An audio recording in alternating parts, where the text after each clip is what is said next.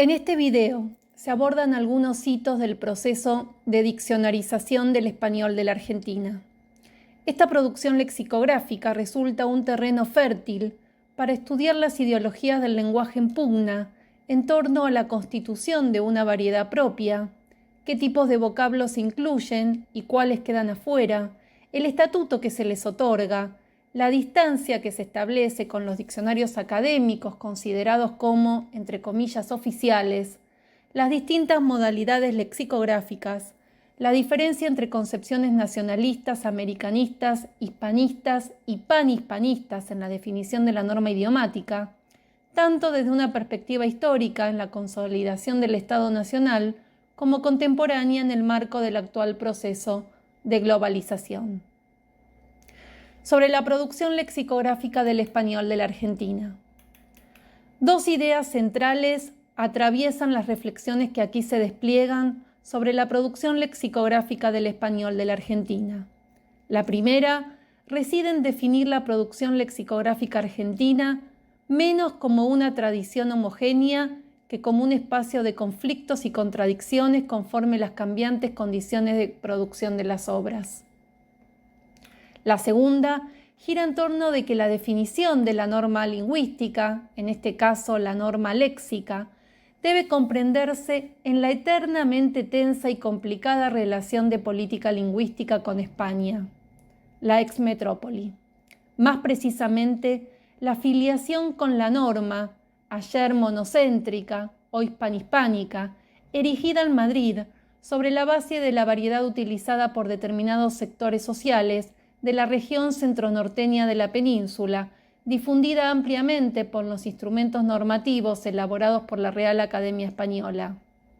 Esta institución se arroga, desde hace 3 siglos y gracias a una serie de estrategias de autolegitimación, la hegemonía sobre la lengua española, puesto que se instituye como el agente oficial de intervención político-lingüística sobre ella.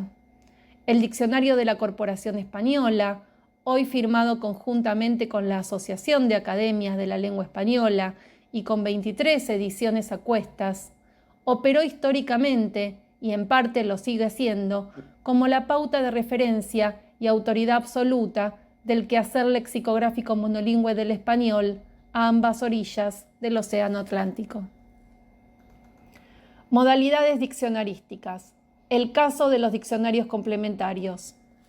En la Argentina, el proceso de diccionarización monolingüe del español nació en la primera mitad del siglo XIX con el vocabulario rioplatense de Francisco J. Muñiz de 1845.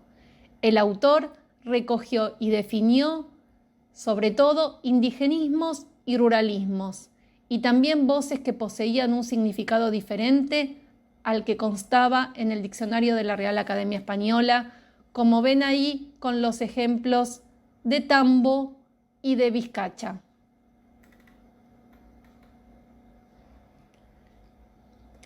Pero fue solo a partir de 1870 que se inició una prolífica producción de obras que registran singularidades léxicas. La conciencia de tal peculiaridad condujo a confeccionar diccionarios regionales y complementarios, es decir, obras que registran voces particulares que no forman parte de lo que se considera la lengua general. Dan cuenta así de una identidad lingüística local, periférica, restringida a lo que tiene exclusivamente de singular, ya que toman como referencia para efectuar el criterio contrastivo y diferencial el diccionario de la Real Academia Española.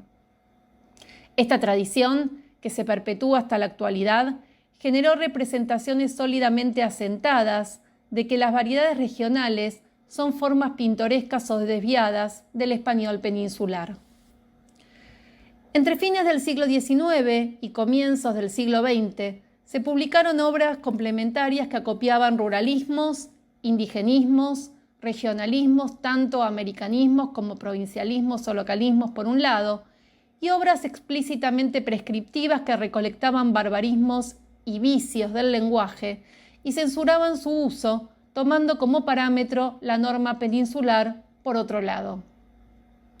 En el primer grupo Se destaca el proyecto inconcluso del Diccionario de Argentinismo de la Academia Argentina de Ciencias y Letras, en actividad entre 1873 y 1879, elaborado esta obra bajo el impulso del poeta Rafael Obligado, que reúne sobre todo ruralismos como marca de la identidad nacional, como por ejemplo boleadora, chiripá, facón, lazo, mordaza, paisano, rancho, recado, tirador.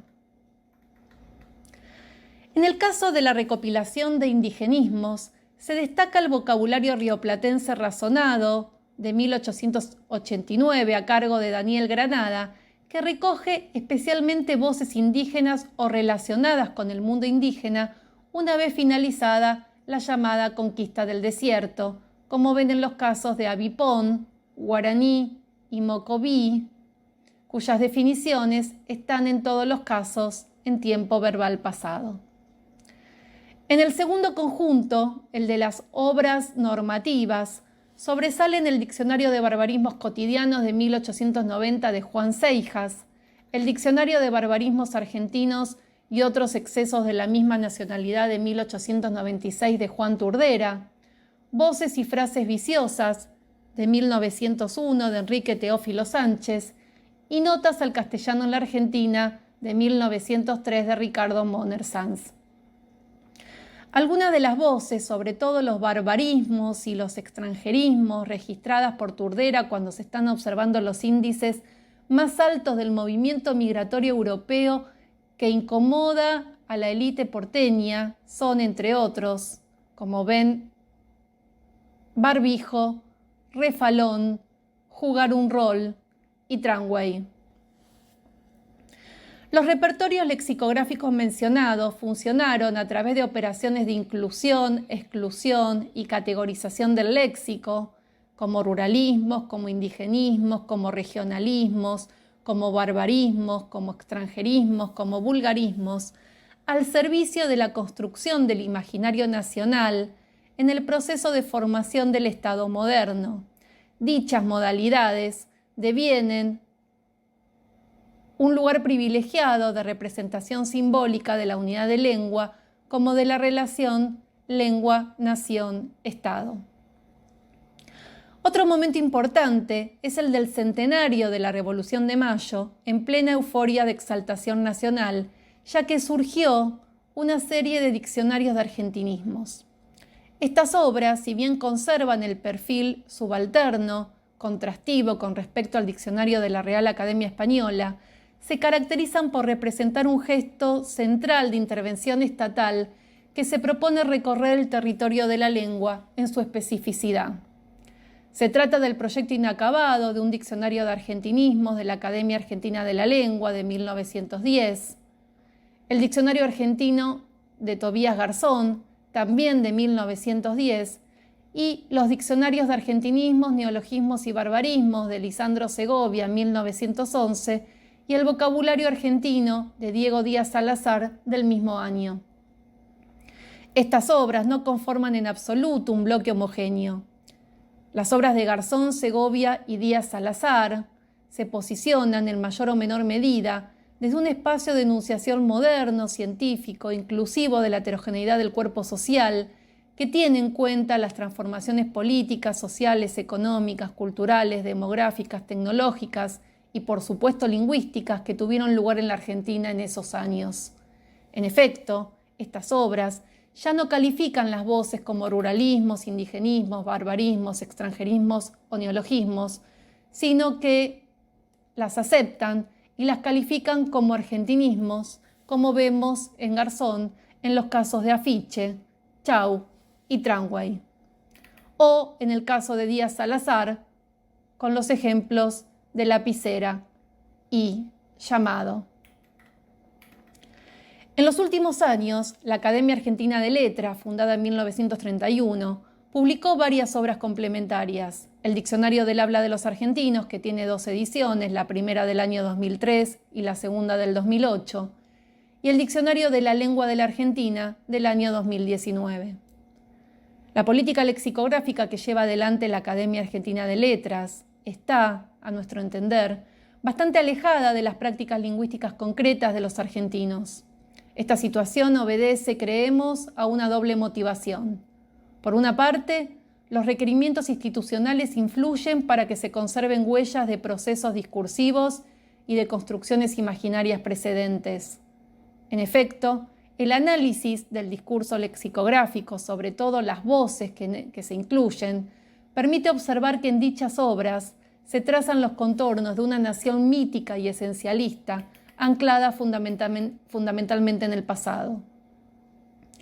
La lectura de la letra C arroja como resultado la predominancia de voces vinculadas con los mundos de la flora, Caldén, Camalote, Cambuí, Canelo, de la fauna, Caburé, Cachirla, Cachalote, Camaleón, Camoatí, del alimento y la bebida, Cabello de Ángel, Camote, Cañoncito, Carlitos, Carré, Casata, Chinchibirra, de la vestimenta y el calzado, Calcha, Caminante, Camisola, Caronilla, de la fiesta, los bailes y la música, Camareta, Caja, Candombe, Carnavalito, del transporte, Cabotaje, Cachiveo, la geografía, Cajón, Campichuelo, Cancha, Cañadón, Cardonal, los juegos infantiles, Calecita, hacer capote, carita, los utensilios domésticos, caldera, calefón, calentador, caloventor,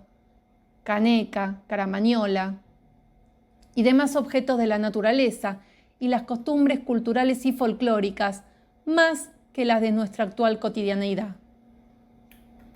La ruptura de la tradición, el primer diccionario integral. En el año 2008 se publicó el Diccionario Integral del Español de la Argentina de la editorial Tinta Fresca del Grupo Clarín.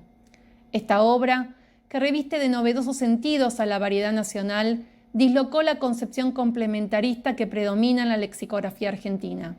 En efecto, parte de supuestos teóricos y metodológicos diferentes a la tradición hegemónica que solo registra las voces, acepciones, locuciones y expresiones privativas. Los diccionarios integrales consignan las voces que se usan en la variedad argentina del español, pero también las que se comparte con otras regiones hispanas, las que se emplean en América, pero no en España, y las singularidades léxicas. Es innegable que el Diccionario Integral del Español de la Argentina constituye un hito en la historia de la producción lexicográfica monolingüe del país. Actúa como un gesto de ruptura en dos planos, con la tradición de diccionarios de argentinismos que dan cuenta de la identidad lingüística circunscripta a la particularidad léxica, y por otro lado, con el Diccionario de la Academia, en tanto instrumento de referencia por antonomasia en el plano de los significados, la ortografía y la pronunciación, ya que evidencia un espacio de disputa por las formas consideradas legítimas. Ahora bien, pese a que esta iniciativa lexicográfica posibilitó que se ganara autonomía en relación con el diccionario académico, el hecho de que el Diccionario Integral del Español de la Argentina sea un acto de regulación lingüística llevado adelante por una editorial privada no es un dato menor. Su elaboración responde en verdad a intereses particulares más que a intereses de una política pública y oficial que legitima y transmite en el aparato escolar la lengua tal como se emplean en la Argentina. Esta situación expresa una tensión entre la pretensión de afirmación plena de la identidad lingüística nacional por un lado y la obediencia a los imperativos coyunturales, mercantiles e institucionales por otro. De hecho, el diccionario recorta una determinada variedad, la que representa el habla culta y urbana del país, en particular la de la ciudad de Buenos Aires, cuna del universo de lectores al cual se dirige la empresa que lo confecciona. La identidad lingüística que se configura pretende ser integral, amplia, pero ciertamente es restringida o parcial, limitada tanto geográfica como socialmente. Esto se observa a partir de la macroestructura del diccionario, que está conformada por neologismos que van desde el mundo de lo escrito, el ámbito tecnológico, el sector terciario de la economía y las disciplinas científico-académicas. Se incluyen también extranjerismos vinculados con objetos materiales cotidianos. Los neologismos y los extranjerismos se articulan con la estructura social, mientras que los primeros en general proceden de los sectores considerados letrados de la sociedad, los segundos, por su carácter de aporte material, sobre todo del mundo urbano, se extienden de forma más equitativa por todas las clases sociales. Además, pueden tener una circulación dilatada en todo el mundo hispánico o una difusión parcial de alcance nacional o regional. Ejemplos son cachaza, cayet, call center, canon, cash, casting, celebrity, chairman, check-in, check-out, chill-out, chop suey, sitting, commodity, container, cool, country, entre otras. Dichos vocablos pertenecen a varios rubros: comidas, bebidas, deportes, espectáculos, finanzas, turismo. Empero, se recalca la fuerte presencia de vocablos predominantemente anglicismos del área de la informática y las nuevas tecnologías digitales: caché, chat, chip, cookie, craquear. En síntesis, los diccionarios son intervenciones situadas temporal y espacialmente en el espacio público del lenguaje, asociadas con determinadas ideologías lingüísticas que participan en la constitución, reproducción, transformación o subversión de las sociedades. Se puede reconocer la incidencia de dichos diccionarios en la construcción de subjetividades, modelos de ciudadanía, quién entra, quién no, relaciones sociales y entidades políticas, necesarias en cada instancia histórica. Su elaboración trasciende el terreno de la lengua, puesto que actúan requerimientos económicos, educativos, culturales, demográficos y tecnológicos con los que se vinculan dialécticamente. La historia glotopolítica de la producción lexicográfica de la Argentina se puede trazar entonces teniendo en cuenta el desarrollo del capitalismo en sus distintas fases. Diccionarios vinculados con el proceso de construcción nacional, diccionarios vinculados con la integración del país en el sistema económico mundial, diccionarios vinculados con la organización de los mercados transnacionales.